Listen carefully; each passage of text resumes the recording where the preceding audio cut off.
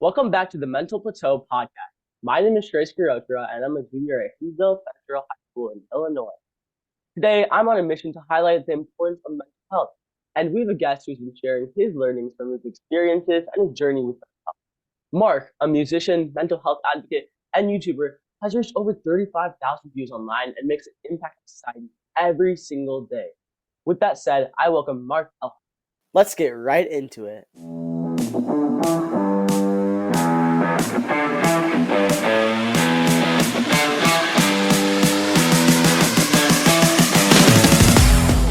So, Mark, please tell us about yourself.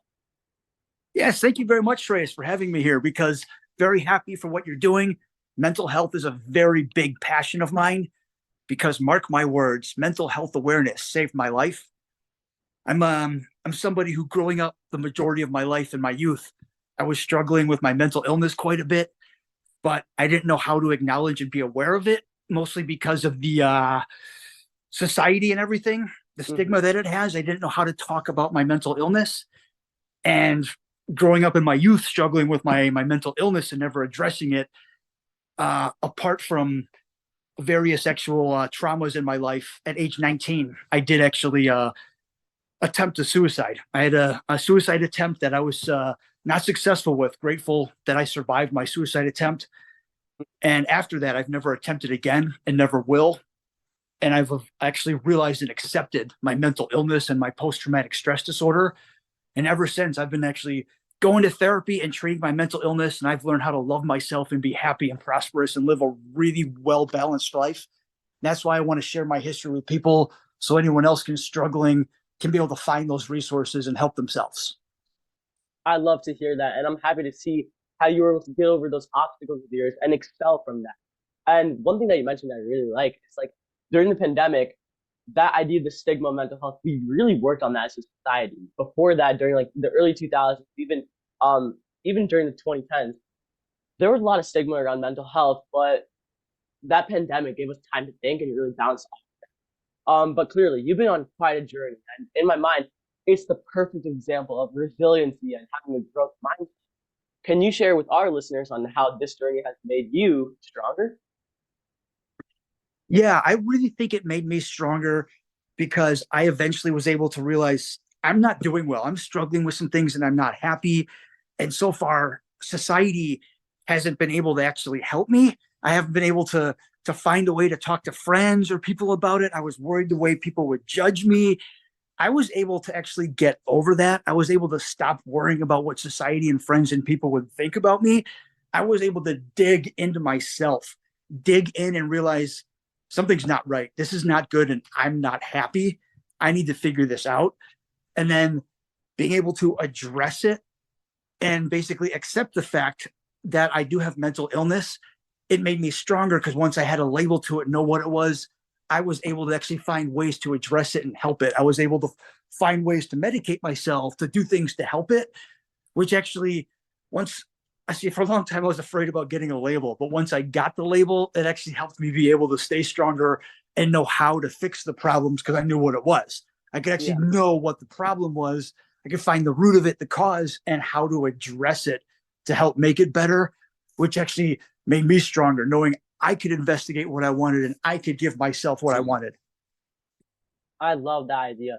And one thing that kind of relates to that is the idea of having support system. Like no matter what situation it's in or whatever, no matter what you're in, it's important to have people who you can talk to on a common basis, get your mind out and be able to spread your own ideas.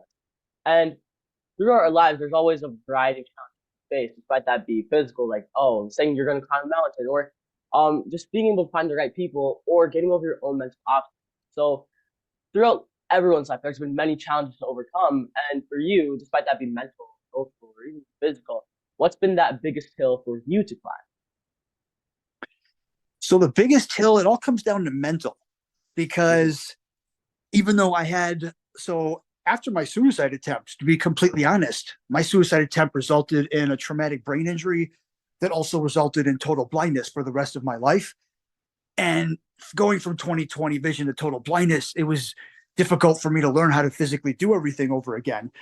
And also going from 20/20 vision to total blindness, it was much more difficult for me to learn how to operate in society. I had to completely relearn how to do everything and how to function in society. And so socially, I was a much different creature. But the one thing that it all came down to, again, was the mental health. That was the most important, because losing my vision, it was difficult, but all I had to do was just how to learn how to do things a different way. The physical manner of it wasn't too difficult. It was more the mental. It was actually trying to find the resources and the way to learn these new ways to do things, and just questioning, am I doing it right? Am I doing it wrong? Is there a better way to do it? And when I was struggling finding those ways, it was easy to beat myself up and be hard on myself and just be wondering why it's being so difficult. Even though physically it was a struggle, the mental strain that the physical, it affected me even more. And same thing with learning how to operate in society. It was difficult, but when I'd come home from doing things or being social, it made me mentally just really wonder how I operated, how I acted, how people judged me and how they watched me, or if I did things the right way or not. So even with all the changes, it all actually mostly came down to the mental. The mental was the thing that actually affected me the most, which is why over years I eventually realized I needed to address my mental health, because it was really deteriorating for a period of time. I really agree with the idea because it's important to have a strong mental foundation in order for us to focus on things outside of ourselves. And one thing that I noticed in yourself is how you're so adaptive. No matter the issue that's presented to you, you were always able to bounce back and excel from that. So, considering that you've faced a variety of challenges and you're always adaptive, how has that concept of acceptance influenced your life? And how have you tackled the obstacles you've encountered? And what's your take on speaking up? So acceptance is a really, really big thing. When my mental illness, or when my suicide attempt first happened and my vision loss happened and everything, I really didn't want to accept everything that came with it. I didn't want to accept I attempted suicide. I clearly have some mental illness going on. I didn't want to accept my vision loss. I just pretended like it was another day. When I got out of the hospital, I just acted like it was the same thing. And when I wasn't accepting my mental illness, I was doing a lot of the same patterns. I was actually acting and doing things a lot of the same way and having the same results and just not getting it. I was still feeling really depressed and not happy with a lot of things. And then basically that's how with a long time it took me to finally accept it. When I accepted the illness and learned how to treat it, then I was able to find medications and find ways to help myself. And same thing with losing my vision. When I first lost my vision, I tried to do everything the same way that I used to. And when I would not be successful, when I was failing at things and not getting far and doing well with it, it was easier for me to just be like, what's wrong with me? Why can't I do this right? And then I had to like, well, no, accept the fact that you're blind and that you have to do things a different way. When I accepted I had to do it a different way, I found the new way to do it. And I actually was able to be successful. When I was just trying to, when I wouldn't accept my blindness and wouldn't accept my mental illness, I tried to do things the same way. It would put me back even farther. So accepting it helped me learn new ways to do it that would actually be helpful, and I'd have success in the end. I really agree with that idea of acceptance. And as a high school student, I'm able to see those ideas obviously failed out. Because with that transition from e-learning to in-person learning, we just had to be really adaptive. And I think that the idea of school, it really develops those necessary skills of being adaptive and resilient and having that problem solving mindset. And that's definitely things that we use definitely later in life. And that plays a monumental role. So what was one pivotal moment that marked that turning point in your journey that was kind of funded from your growth mindset and your ability to be adaptive? So the one thing, the big pivoting point was basically that my mental health is about me. I don't have to worry about my family, my friends. I don't have to worry about society and the way they judge me. I don't have to worry if I'm right or I'm wrong, if my friends are right and wrong. My mental health is about me. I'm the person. So like when you go to get your physical health, when your ankle is broken, you know exactly what you need. You can say, doctor, my ankle is broken. You take care of yourself. So with my mental health, I realized my mental health is about me. My mental health is about me. There was a period of time that I was actually working with a therapist that was detrimental to my mental health. It was very unhelpful. The therapist, they disagreed with me about a lot of things. They even refused to talk to me about one of my traumas. There was something that happened at one point in my life that was very traumatizing, and they disagreed with me, and they personally supported the person who traumatized and did these bad things to me.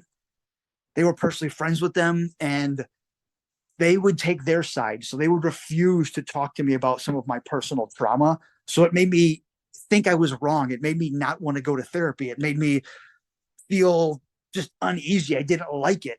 I felt like I was being basically told that I was wrong, and that even though it was about my mental health, I was being told to think a certain way and do things a certain way. And I realized at one point, this is my therapy. This is about me. This is what I need. I chose to go to therapy because I need to talk about stuff I need to talk about. And my therapist refusing to talk to me about things and having a biased opinion, I didn't think that was fair. It wasn't fair to me as the client. So that's when I realized, you know what, I love myself and mental health is about me. I was able to cut ties with that therapist and basically tell them I no longer needed their help. And I personally did some digging around and found my own therapist.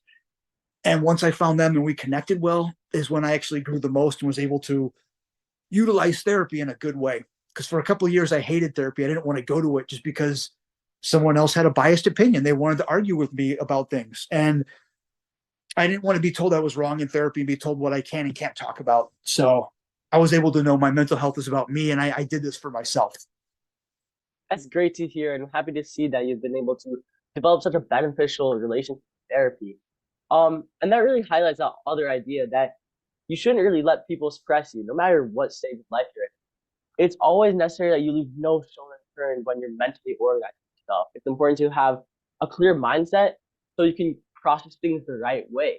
Um, and processing things is really important when you're trying to understand the highlights of your life or also points where you need to work on yourself personally. So, what's been those highlights of your life, or what's been that one achievement or single thing that you've been most proud of for yourself? The one thing that I'm most proud of is that I was able to accept the fact that I have mental illness. I have codependency and abandonment and rejection issues because of my youth growing up. Basically, with my biological mom, when I was 5 years old, she walked out of my life, and my family would never talk to me or tell me who or where my mom was. And they wouldn't talk to me about the abuse that happened in my childhood. So I was already traumatized as a kid. And so I felt like the whole world just didn't love me. I basically felt unloved. And I just really, all I ever wanted to do was just make other people happy. So they would just come back and actually show me that they did love and care. But the thing I'm most proud of is I accepted the fact that that was a mental illness, that it was codependency and abandonment and rejection issues. I'm most proud of the fact that I was able to learn how to love myself and know that I don't need other people in my life. 9 years ago, I found out about some things about my life and about my background I didn't know about. And I was able to actually cut ties with some people that were very narcissistic and abusing me and taking advantage of my kindness. And I was able to cut ties and basically move into this apartment right here by myself. I cut ties with my family basically and moved into this apartment and been able to survive and live on my own just because I learned to accept the fact that I love myself. I just all I needed to do was just learn how to love myself and do the things that make me happy. And after doing that, that's when I'm been the most happy and proud of my life. Actually, the things I'm doing. I'm sorry to hear that you have to go through that, but I really like how you're able to bounce from that and focus on that idea of self-love. Um, and especially during such moments, it's hard to find yourself.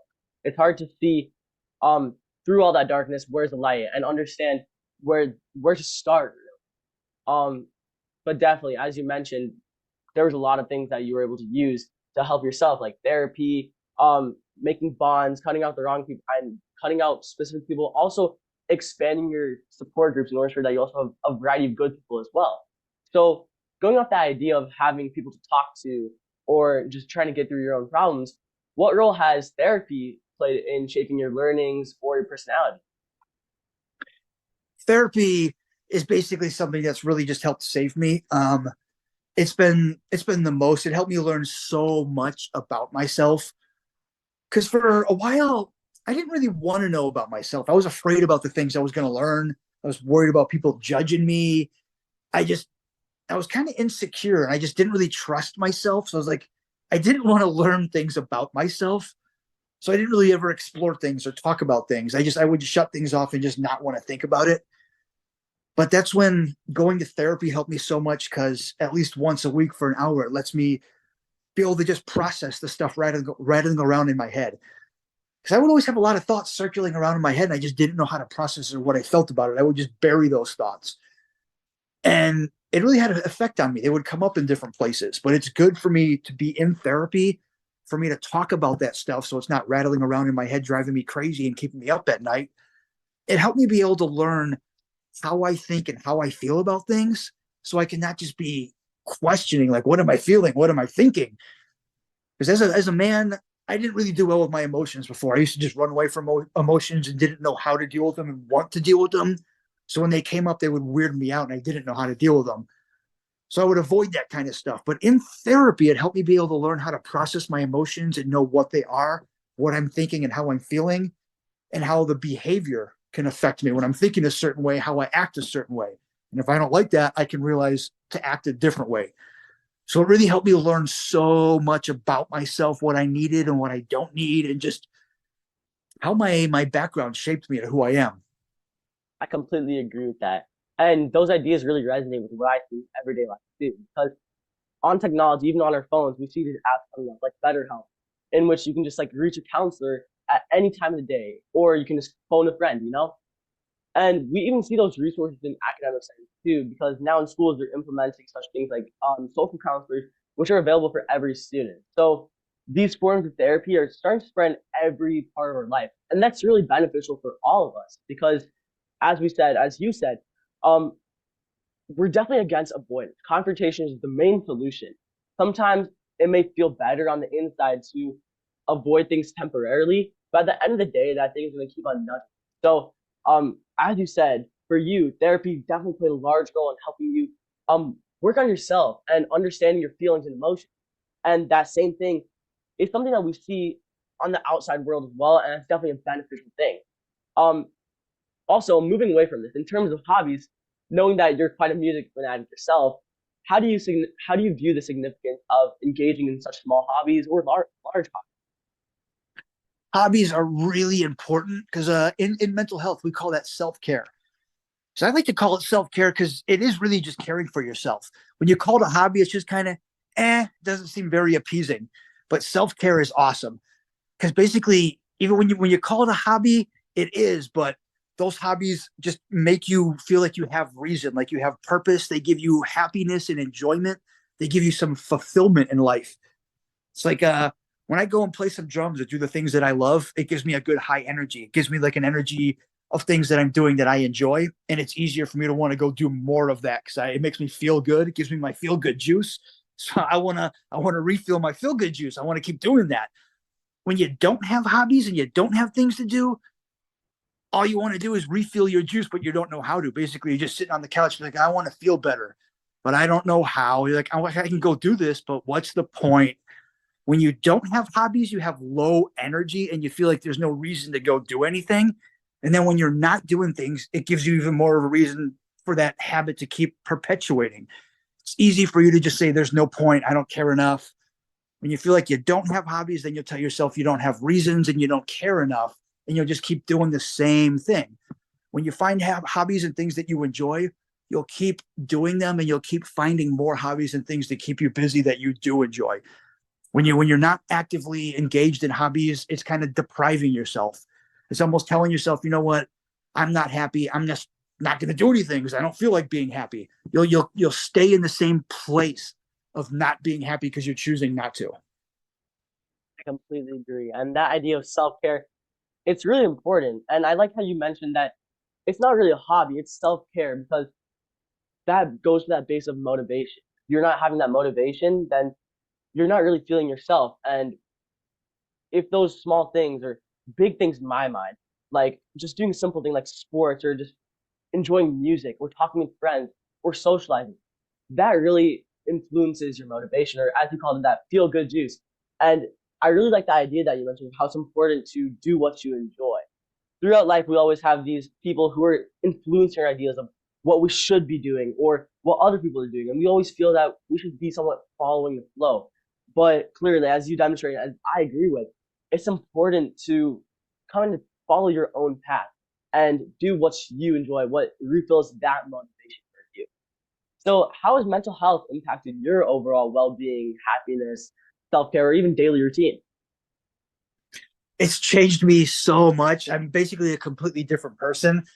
I've learned to be able to accept my illness and what it is. I notice when I have actually little episodes of things, I can acknowledge and know what they are, and I can know what's causing it, and I know how to be able to treat it and help it.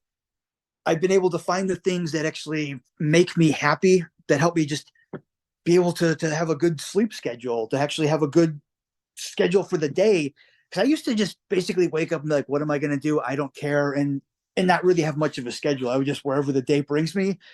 But therapy helped me just know what's good for me, to have a schedule, to have things that I enjoy and that I like doing, as well as just a purpose.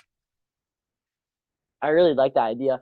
And throughout our lives, like while we may have school but during the summer, students may feel that they have a lack of routine. And as you mentioned, that leaves you feeling blank. And it's important to fill that in with small things I enjoy and test yourself out in different areas.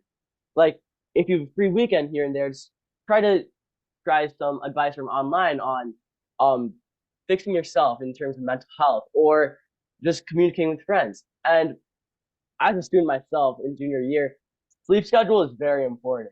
And often we find that being taken away from us because of the variety of homework assignments we have or how we're just academically overloaded. So I definitely agree with the idea of feeding this stuff or like feeding yourself or like fulfilling yourself to achieve such ideas of well-being and happiness. And that's all built together by the ideas of having self-care and a daily routine. So personally, what questions do you find most meaningful about your mission to promote mental health awareness, and what inquiries have others approached you with? So a good question that comes up a lot when people are talking to me, they will ask me if I regret my choice 19 years ago for my attempted suicide. And it goes both ways. I regretted it quite a bit because that day suicide was not what I was trying to do. I didn't make the mental conscious actual choice that I'm trying to die. I didn't realize what I was doing. I didn't realize the day it happened, this is suicide. I'm trying to kill myself. I didn't think I'm trying to go. I basically thought I'm trying to do something that actually to show people that I'm hurting and that I need help. I want to do something to show people that I want to be loved. I want to do something to show people that I want them to care about me, and I want people to feel guilty and have regret. So basically, doing a, I have a lot of regret for what I did because I didn't make the realization that what I was going to do was going to change my life forever. But at the same time, I don't have regret because if my attempts never happened, then maybe I would have never realized how much I was struggling. Maybe it's possible for the rest of my life I would have been struggling with my mental illness and never treated it. It's very possible a suicide attempt or something else could have happened down the line. So I go back and forth about it. I have regrets because I never wanted to do that ever. I didn't want to change my family or my life or anything about myself, but it actually helped. It helped me realize something and help be able to do something to change myself for the better. It helped me be able to treat my mental illness and be able to help myself. Happy to hear that you're able to help yourself that every day. And I kind of agree. I really agree with that because everything happens for a reason in my people. Everything happens for a reason, and that doesn't mean you can't change it. At the end of the day, all things are supposed to work towards your own path. Everything is supposed to somewhat benefit everyone, but especially you. It's supposed to make sure that you're enjoying yourself. And while there may be down points, just know that at the end of the route, there's also going to be a high point. Um, and there's a lot of A's that come with that. And communication can help you get through those low points, or confrontation, or just getting help. So with those ideas of having those A's to help you get those through those low points, what value do you place on communication and confrontation in your life? Communication is really important because that actually that had a lot to do with my attempted suicide at age 19. Because communication and confrontation, they were tied in together. I had a hard time communicating to people what my needs and wants and desires were because I felt unloved. I didn't feel important. I didn't feel good about myself. So I had a hard time speaking up about things. And just when I wanted to speak up about something and say something, I would assume it was confrontation. It's because I just assumed people didn't like me. I assumed people didn't want to hear what I was going to say. I assumed people weren't going to care about my needs and wants and that they would get shut down. I would I would just automatically assume there was going to be confrontation when I wanted to say something I needed to, so I didn't say it. I would avoid it. I would avoid communicating because I automatically assumed confrontation because I assumed people didn't love me and they weren't going to want to hear what I had to say. And then they were going to react in a way that I wasn't going to like. I was worried about them responding to me and just basically telling me they don't care. So I didn't I didn't do well with confrontation, and I got a lot better about that through therapy, realizing communication is important because I had a hard time communicating things to people, and that's why my suicide attempt happened. I eventually learned how to communicate with words rather than body language and trying to do things, because that's a very, very common thing for people who are struggling with things who don't know how to communicate. They try to do it all through their body language and all through self-harm. And yeah, I knew a lot of my communication issues were problematic because of my childhood growing up. I didn't come from a very nurturing background. My parents didn't show a lot of love and caring and support. So it wasn't easy for me to ask questions to my family. It was always easy for me to just, this is how it is, and just bury thoughts and feelings. Yeah, it's important that we move away from the idea of assuming and that we make sure that people know that we want to be confronted and that we take that first step towards confrontation. We can truly share our thoughts with everyone. And that's why we see in the community today and society today, people are moving towards being more open. As we go on stuff, there's new apps like these days as well, like Be Real. We see that as an app that's trying to ensure that people are really showing their true self. Because on other social media apps like Instagram or even Facebook, we see people somewhat fabricating their lives. Like they're just showing the highlights of that, which makes people think that, oh, it's just me who's facing the issue and not others can really relate to me. And I really like your idea of how we should not really assume that people don't want to listen to our ideas. Everyone can really work on themselves by listening to others. And when you tell others about your own issues, they feel that you are really opening up to them. And that's something they like to hear because that means that they understand that you guys have a strong bond and that's a beneficial relationship for both of the people. So, given that, what's some final advice or takeaways that you have for our listeners today? My take, or what I want people to take away from this, is don't worry about the judgment. See, when I was growing up, basically, I thought mental illness basically meant that you're insane, like that you're completely crazy. I heard like mental illness terms loosely used, like anxiety and depression and stuff, but I never knew what they were. I just heard those terms loosely used, and they had a really bad connotation because of society and the stigma. But everyone, I want you to know, don't bundle all of those terms into one group and call it crazy, because it's not. It's far from it. I have complex post traumatic stress disorder, anxiety disorder, insomnia, post traumatic stress. I have abandonment, rejection issues, insecurities. I got a lot of issues, but I don't call myself crazy. I have issues.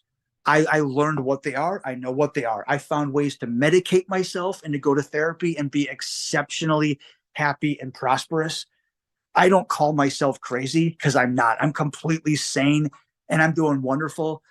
That's why if anyone's struggling out there with anything, don't think that if you're going to talk to someone, you're going to get labeled crazy, because you're not. It's literally, having anxiety is the same as actually having acid reflux or indigestion. When people have physical problems, they approach it all the time. Don't ignore your mental health. Mental health is just as important as physical health. So yeah, if you're noticing some things and you don't know what it is, it doesn't hurt to talk about it and ask what it is. Because I never knew what mental illness was, and that's why eventually I never treated it. I should have asked around a long time ago when I noticed I was struggling with my sleep and the way I thought about things. If you notice you're struggling with things and you want to know if there's a way to help yourself, ask about it, because you don't have to be struggling and hurting like that. And just if you have a mental illness, it doesn't mean you're crazy, because you can be able to be better and happier. So don't be afraid to treat your mental health the same way you're going to treat your physical body, everyone. It's very, very important. And I've learned to accept it and love myself and be happy and prosperous. I want you to know you can too. I don't want you to be struggling. I love that idea, and I truly think that's amazing advice. That we just need to love ourselves, and we need to ensure that we can be open with everyone. But yeah, I think you really framed that whole entire idea of mental health quite well, and how we should really communicate, and that's the key to everything. That's the key to self growth. That's the key to self care. That's the key to having a balanced life. But overall, Mark, I truly cannot thank you enough for not only sharing your time with me, but also with the rest of the audience. Sharing your story here today allows for people all around the world to understand that they're not alone in the obstacles they encounter, and that there truly is support in every single corner. I really enjoyed discussing with you, and I was inspired by your ideas of self care and confrontation, and voicing messages like yours were towards the missions of not only the Mental Plateau, but also bigger nonprofit organizations like Community Right, as we change the world through service in every single way. Once again, Mark, thank you so much for your time and the messages you gave. And overall, remember, stay healthy as a whole. Mental wellness plays a role.